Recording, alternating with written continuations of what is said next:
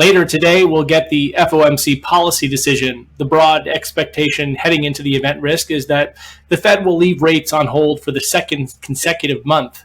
Many believe the Fed is now done raising rates in this economic cycle. However, the Fed hasn't been willing to let go of this possibility, which has kept the market in a state of uncertainty, resulting in broad-based US dollar demand and downside pressure on stocks.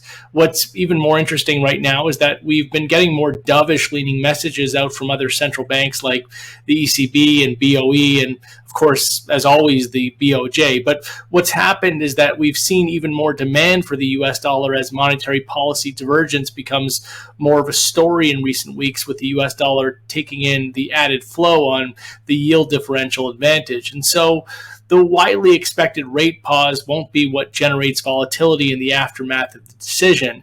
The bigger focus for the market will be on the Fed's communication around the rate path going forward, and if in fact it is more inclined to signal an end to tightening.